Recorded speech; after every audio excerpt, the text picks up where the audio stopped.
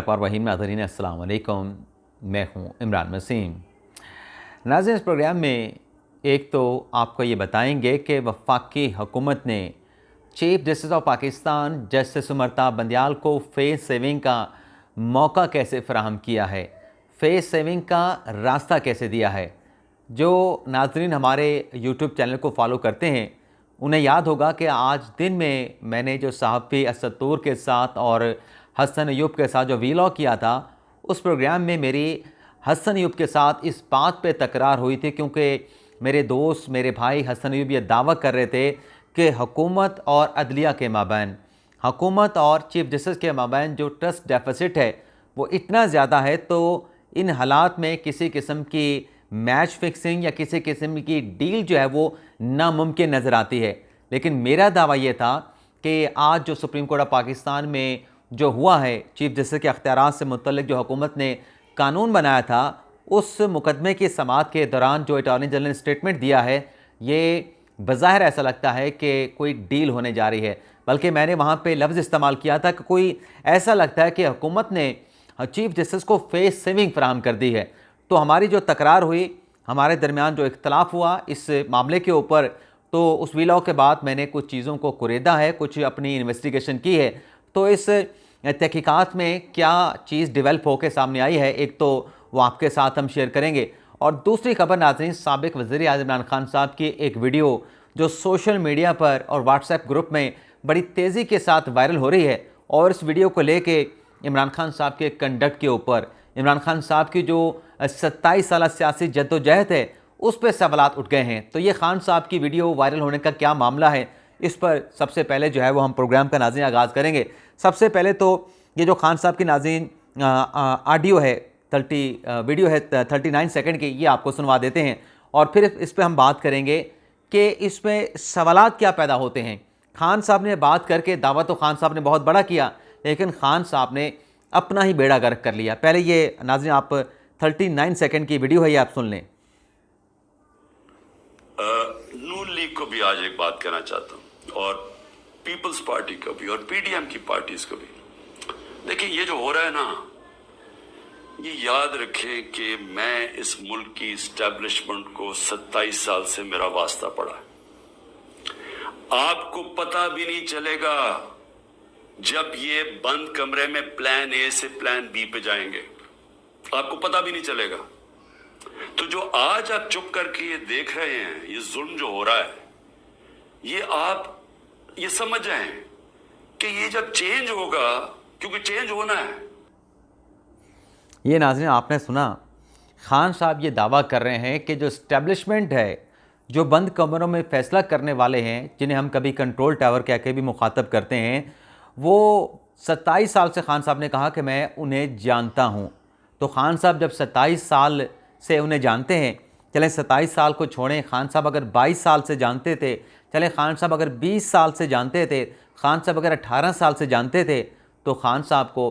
किसने कहा था कि आप 2018 के इलेक्शन से पहले नवाज शरीफ की हुकूमत के ख़िलाफ़ उन लोगों के साथ डील कर लें, ये डील करें कि उनकी पार्टी के लोगों को तोड़ के आपकी जमात में शामिल किया जाए, ये डील कर लें कि 2018 के इलेक्शन से पहले पनामा के केस में अकामा को बुनियाद बना के बेटे से तनख्वाह लेने पे ना लेने पे नवाज शरीफ को नाहिल कर दें, और मुझे अगले इलेक्शन में आप पाकिस्तान का वज़ीर-ए-आज़म बना दें। तो खान साहब, अगर आपको ये सब कुछ मालूम था तो आज ये जो आप बात कर रहे हैं, तो आप ये बात ना कर रहे होते। लेकिन ये भी खान साहब का खासा है कि खान साहब को हर चीज़ का मालूम होता है, खान साहब को हर चीज़ का नॉलेज होता है। और अगर खान साहब को नहीं पता होता तो खान साहब को ये नहीं पता होता कि 9 मई को जो मुजाहिरीन जिन्होंने पुरतशद्दुद मुजाहरे किए, एहतजाज किया, जिन्होंने जाके मिलिट्री इमलाक पे, तनसीबात पे जलाओ गिराव किया, तोड़ फोड़ की, वो खान साहब को मालूम नहीं होता कि उनके पार्टी के कारकुनान हैं या उनके पार्टी के कारकुनान नहीं हैं। और यहाँ पे हम ये भी देखते हैं कि एक तरफ खान साहब ये कहते हैं कि हमारे पार्टी के कारकुनान नहीं,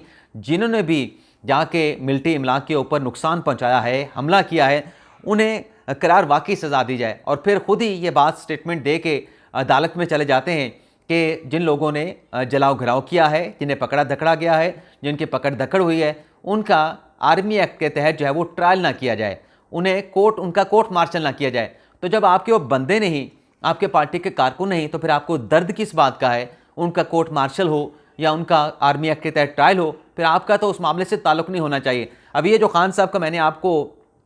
39 सेकंड का वीडियो क्लिप आपको सुनाया है, इसमें नाज़रीन खान साहब ने एक और भी दावा किया है। खान साहब ने दावा किया कि परवेज़ खट्टक और इसके साथ साथ खान साहब ने कहा कि उनके पार्टी के एक और सीनियर रहनुमा हैं, मैं वो दूसरा नाम भी बता देता हूँ। खान साहब ने कहा कि परवेज़ खट्टक और असद कैसर को भी गिरफ्तार कर लिया गया है। अब ये खान साहब ने अपने वीडियो स्टेटमेंट में ये एक बड़ा दावा कर दिया कि उनके पार्टी के 2 रहनुमाओं को गिरफ्तार कर लिया गया है। इस हवाले से नाज़रीन जो एक और ख़बर एक टीवी चैनल पे चली है, उसमें नाज़रीन ये 2 का नहीं बल्कि 3 का नाम ज़राए से चलाया गया। और ज़राए कौन से हैं? ये असद कैसर साहब के ज़राए हैं। ये कि सिक्योरिटी ज़राए नहीं हैं। सिक्योरिटी ज़राए परवेज़ खट्टक और असद कैसर की गिरफ्तारी की तावक्त जिस वक्त हम ये वीडियो रिकॉर्ड कर रहे हैं, कोई इस गिरफ्तारी की कन्फर्मेशन नहीं कर रहा। लेकिन ज़राए से ये खबर नाज़रीन ज़रूर सामने आई है कि जिसमें असद कैसर साहब के करीबी ज़राए दावा करते हैं कि पीटीआई के 3 रहनुमाओं को, असद कैसर को, परवेज़ खट्टक को और साबिक़ गवर्नर शाह फरमान को मुज़ाकरात के लिए बुलाया गया था। असद कैसर और परवेज़ खट्टक और शाह फरमान को दिन 11 बजे इस्लामाबाद में नामालूम मकाम पर मुज़ाकरात के लिए बुलाया गया। भाई लिखो ना किस जगह पे बुलाया गया था, लेकिन ये नहीं लिखेंगे। आगे लिखा गया कि 11 बजे से लेकर अब तक तीनों रहनुमा वापस नहीं आए। जब कई घंटों बाद भी तीनों रहनुमा वापस नहीं आए तो पता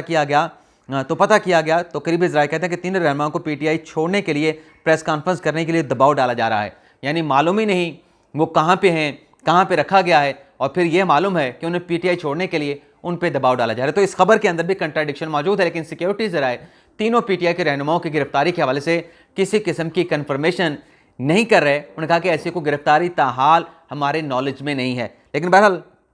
जो परवेज़ इलाही साहब को नाज़रीन गिरफ्तार किया गया, उसमें एक चीज़ ज़रूर ये डेवलप हुई है कि जो उनके ड्राइवर का स्टेटमेंट है परवेज़ इलाही साहब का, जिसमें उनका ये कहना है कि दरअसल परवेज़ इलाही साहब जो हैं 4 गाड़ियों का काफ़िला लेके अपने घर से निकले थे, जिसमें बच्चे भी थे, अहले खाना भी थे, ख़वातीन भी थे। और परवेज़ इलाही का प्लान था गिलगित बल्तिस्तान जाने का। वो गिलगित बल्तिस्तान उनके अपने ड्राइवर, परवेज़ इलाही के ड्राइवर कह रहे हैं कि वो गिलगित बल्तिस्तान फ़रार होने वहाँ पर तहफ़्फ़ुज़ लेने के लिए जा रहे थे, लेकिन रास्ते में ही परवेज़ इलाही साहब को गिरफ्तार कर लिया गया। एक तो नाज़रीन ये खबर आपके साथ हमने शेयर करनी थी। अब आ जाते हैं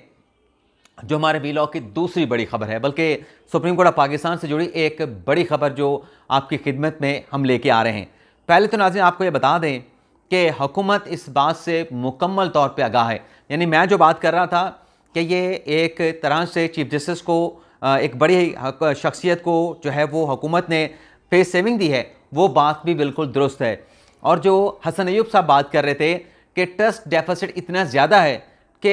हुकूमत जो है वो बिल्कुल चीफ जस्टिस का एतबार नहीं करेगी, उनका ट्रस्ट नहीं करेगी, कोई डील होना नामुमकिन है। तो दोनों बातें सही हैं। अब पहले आपको बता देते हैं कि हुकूमत और अदलिया के मबन ट्रस्ट डेफिसिट कितना है। तो इस हवाले से नाज़रीन हुकूमत के जो ज़राए हैं, जो वफाकी काबीना का हिस्सा हैं, उनमें से एक बड़ी अहम शख्सियत ने यह बताया है कि ट्रस्ट डेफिसिट इस लेवल का है कि हुकूमत के अंदर ये सोच पाई जाती है, काबीना में ये एक राय पाई जाती है कि ये जो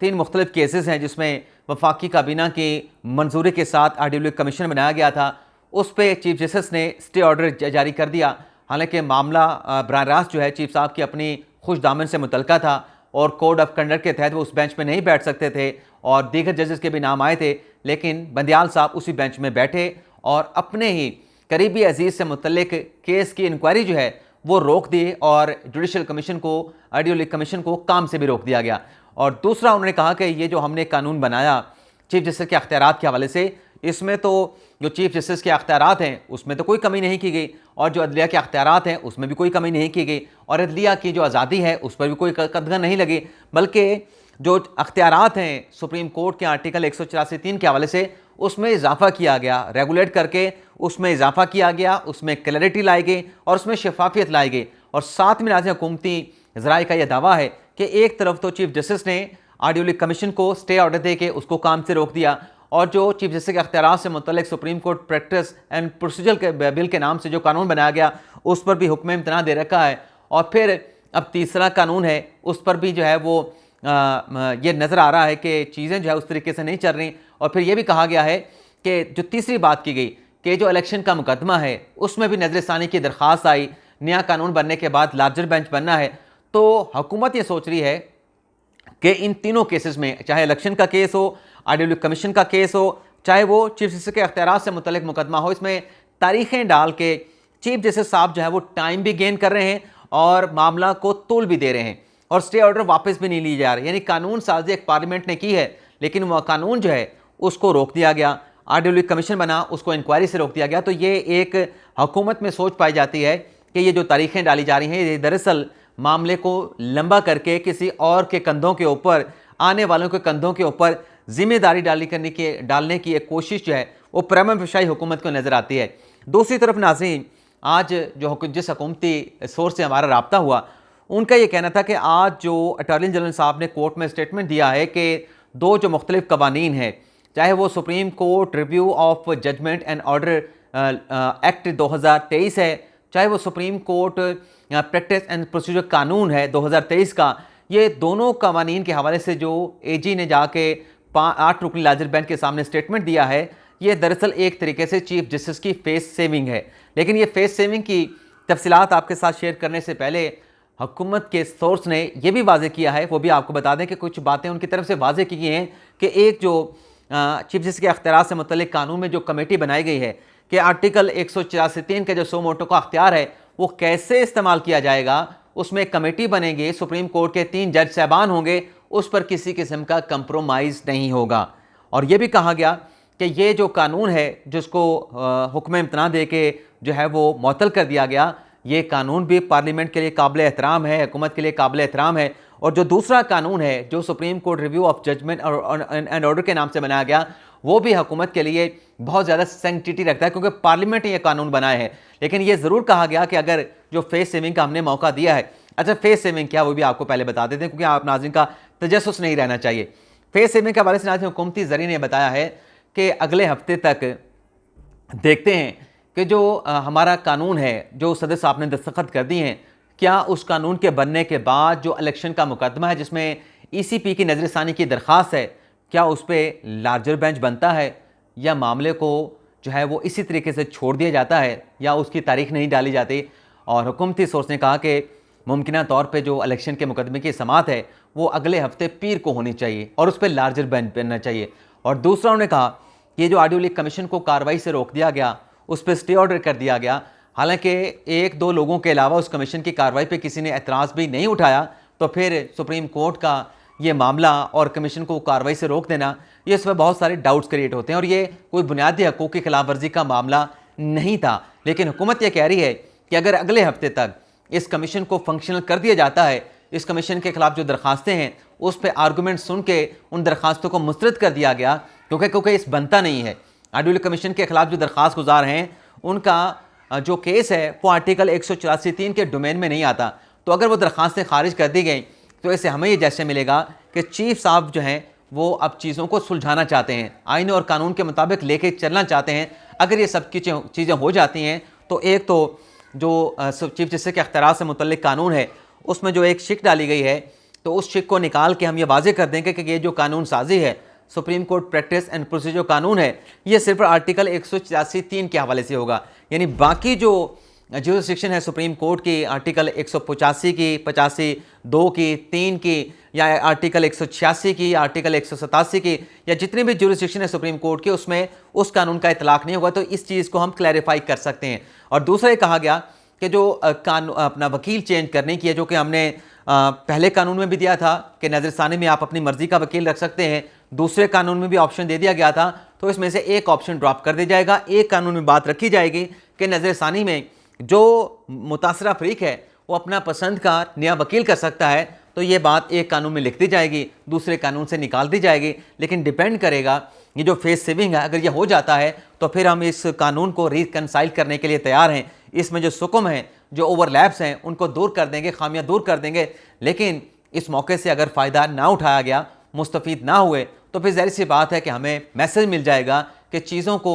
ठीक करने का जो हमें मैसेज दिया गया। आपको याद होगा नाज़रीन कि RWE कमीशन की समाअत के दौरान चीफ जस्टिस ने कहा था कि आप जो चीफ जस्टिस के अख्तियार से मुतल्लिक कानून है इसमें बेहतरी लेके आएँ, इस पर हदायत लेके आएँ और जो RWE कमीशन है इसके हवाले से जो है आप कोई पेशरफ करें। तो आज हुकूमत ने एक अच्छा मैसेज तो दिया है कि हम तमाम चीज़ों पर, दोनों कवानीन पर गौर व खौज करने के लिए तैयार हैं, ओवरलैपिंग जो चीज़ें हुई हैं उनको दुरुस्त करने के लिए तैयार हैं। लेकिन फिर अदालत को क्या करना है उसका भी खामोश पैगाम जो है वो आज हुकूमत ने चीफ जस्टिस को दे दिया है, 8 रुकनी बेंच को दे दिया है। तो देखते हैं क्या होता है। लेकिन इस तरीके से जो है हुकूमत का ये अहम ये वज़ीर कह लें, ये दावा करता है कि ये एक फेस सेविंग है इस सारे जो इम्पास से बाहर निकलने की। अब इससे फ़ायदा उठाना है नहीं उठाना, ये फिर लोगों का जो मुतलका लोग हैं उनका अपना फ़ैसला होगा। इजाज़त चाहते हैं नाज़रीन, अल्लाह हाफिज़।